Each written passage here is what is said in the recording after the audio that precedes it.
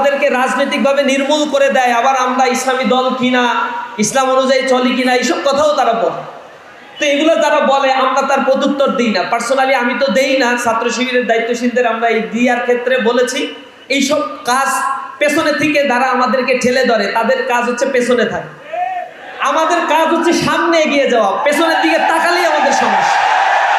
আমাদেরকে যারা শেষ করে দিতে চায় তাদেরকে আমরা বলি, আমারে ঘর ভাঙিয়াছে যেবা আমি বাঁধি তার ঘর, আপন করিতে খুঁজিয়া বেড়াই যে মোরে করেছে পথ, যে মোরে করেছে পথের বিভাগী, পথে পথে আমি ফিরি তার লাগি, দীঘল রজনী তার তরে জাগি, ঘুম যে হরেছে মোর, আমারে ঘর ভাঙিয়াছে যেবা আমি বাঁধি তার ঘর।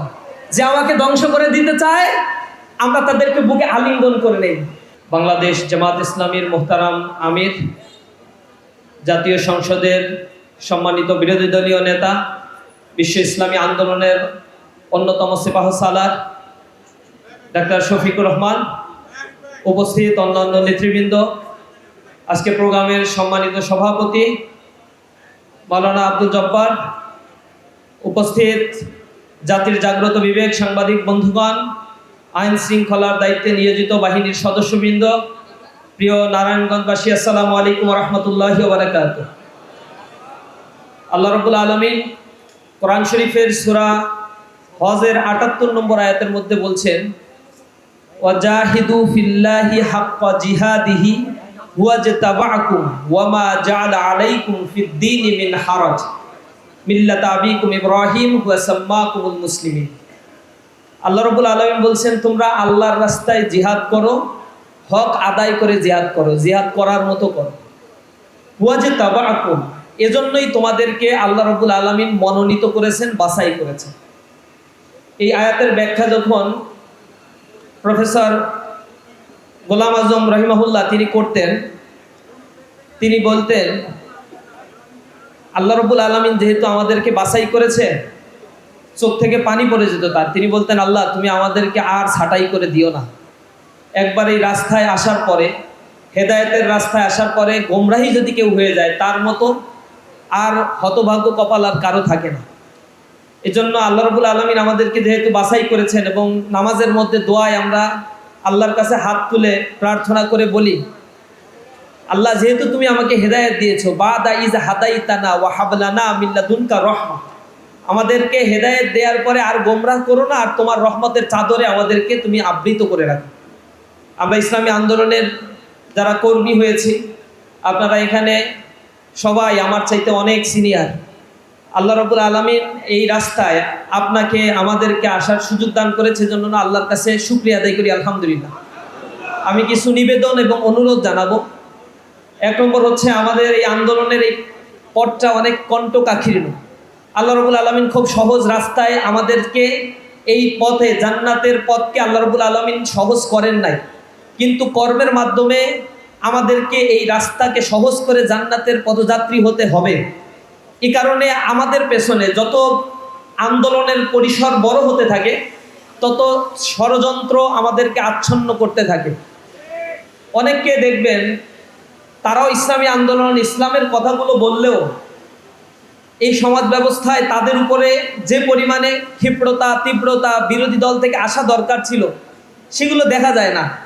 এর একটা কারণ হচ্ছে, তারাও যখন যদি বড় হয়, তাদের পরিসর যদি ইফেক্ট ফেলানোর মতো কিছু হয়, সমাজকে কন্ট্রোল করার মতো কিছু হয়, তাহলে তাদের ব্যাপারেও একই বিষয়দাগারগুলো এই বিরোধী পক্ষের থেকে আসবে। এবং কুফরু মিল্লাত ওয়াহিদ, কাফেররা হচ্ছে একই মিল্লাত, সব একসাথে হয়ে আগ্রাসী মনোভাব তার উপরে প্রদর্শন করবে। জামাত ইসলামী এখন বাংলাদেশের ইসলামী আন্দোলন তথা ইসলামী তাহজিব তামাদ্দুন, ইমান আকিদা যারা লালন করে এবং মানবতার কথা যারা বলে, অন্যায় দুর্নীতি দুঃশাসন এর বিরুদ্ধে যারা কণ্ঠ উঁচু করে, জুলুম নির্যাতনের রক্ত চক্ষুকে উপেক্ষা করে ইসলামী আন্দোলনের রাস্তায় হাঁটে এবং শাহাদাতের নজরানা পেশ করার জন্য তারা নিজেদেরকে এই পথে সামিল করেছে, এই মানুষদের উপরেই এখন জুলুম নির্যাতন নিষ্পেষণ ব্লেম গালি গালা সব কিছুই তাদের উপরে আসবে। এবং এমন লোকের কাছ থেকে ফতোয়া শুনতে হবে যারা আমাদেরকে রাজনৈতিকভাবে নির্মূল করে দেয়, আবার আমরা ইসলামী দল কিনা, ইসলাম অনুযায়ী চলি কিনা, এইসব কথাও তারা বলে। তো এগুলো যারা বলে আমরা তার প্রত্যুত্তর দিই না, পার্সোনালি আমি তো দেই না। ছাত্র শিবিরের দায়িত্বশীলদের আমরা এই দিয়ার ক্ষেত্রে বলেছি এইসব কাজ পেছনে থেকে যারা আমাদেরকে ঠেলে ধরে তাদের কাজ হচ্ছে পেছনে থাকে, আমাদের কাজ হচ্ছে সামনে এগিয়ে যাওয়া। পেছনের দিকে তাকালেই আমাদের সমস্যা। আমাদেরকে যারা শেষ করে দিতে চায় তাদেরকে আমরা বলি আমারে ঘর ভাঙিয়াছে যেবা আমি বাঁধি তার ঘর, আপন করিতে খুঁজিয়া বেড়াই যে মোরে করেছে পথ, যে মোরে করেছে পথের বিভাগী, পথে পথে আমি ফিরি তার লাগি, দীঘল রজনী তার তরে জাগি ঘুম যে হরেছে মোর, আমারে ঘর ভাঙিয়াছে যেবা আমি বাঁধি তার ঘর। যে আমাকে ধ্বংস করে দিতে চায় আমরা তাদেরকে বুকে আলিঙ্গন করে নেই, যে দ্বারা আমাদেরকে রাজনৈতিক নির্মূল করতে চায় আমরা তাদেরকে ভালোবাসা দিয়ে তাদের রাজনৈতিক ওই বাঁকা পথ থেকে সোজা সিরাতুল মুস্তাকিমের পথে তাদেরকে নিয়ে আসতে চায়। এজন্য গালিগালাজ করে কোনোভাবেই কোনো আদর্শকে ধ্বংস করা সম্ভব নয়। জামাত ইসলামী শ্যাওলা পাতার উপরে ভেসে থাকা কোনো পানি নয়, জামাত ইসলামী কচু পাতার উপরে ভেসে থাকা কোনো পানি নয়। জামাত ইসলামীর শেকড় অনেক গভীরে। যেই যাত্রা শুরু হয়েছে হযরত ইব্রাহিম আলাইহিস সালাতু ওয়াস সালামের মধ্য দিয়ে, এই যাত্রা কিয়ামত পর্যন্ত চলবে ইনশাআল্লাহ।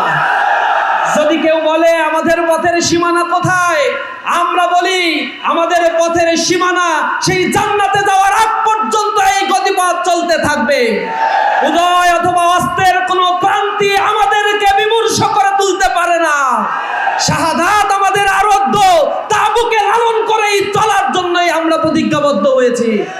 সুতরাং আমাদেরকে সেই চরিত্র, মাধুর্য এবং নৈতিকতা নিয়ে মানুষের সমস্যা সমাধানের জন্য সমাজের অংশ হয়ে আমাদেরকে কাজ করতে হবে। জামাত ইসলামের যে স্লোগান, জামাত কর্মী হচ্ছে সমাজকর্মী। সমাজের মানুষের সমস্যা সমাধানের জন্য যদি আমরা মানুষের কাছে ছুটে যাই, কাজ করি, যেভাবে মানুষ আমাদেরকে সমর্থন দিয়েছে, যে পরিমাণে মানুষ আস্থা রাখছে, ইনশাআল্লাহ আগামীর বাংলাদেশে এই সমাজ ব্যবস্থায় একটি কল্যাণমুখী রাষ্ট্র প্রতিষ্ঠা হবে ইনশাআল্লাহ। বিংশ শতাব্দী যে জুলুম, নির্যাতন, নিষ্পেষণের শিকার হয়েছে, 21 শতকে মুসলিম রেনেসাঁ সংগঠিত হওয়ার মধ্য দিয়ে পশ্চিমা অশ্লীলতা, পশ্চিমা সংস্কৃতির কবর রচনা হবে ইনশাআল্লাহ। আমরা সেই নতুন জাগরণের অপেক্ষা করছি। মুসলিম উম্মাহ সেই নতুন রেনেসাঁর জন্য পথ খুঁজে ফিরছে। আমরা আমাদের রাস্তায় চলবো, কোরআনের রাস্তায় চলবো, কোরআন অনুযায়ী এই সমাজ ব্যবস্থাকে গড়ে তোলার জন্য নিজ নিজ জায়গা থেকে প্রস্তুতি গ্রহণ করব, সমাজকেও গড়ে তুলবো ইনশাআল্লাহ। সে আশাবাদ ব্যক্ত করে আমার কথা শেষ করছি। আসসালামু আলাইকুম ওয়া রাহমাতুল্লাহি ওয়া বারাকাতুহু। সংগ্রামী ভাই সাহেব, এ পর্যায়ে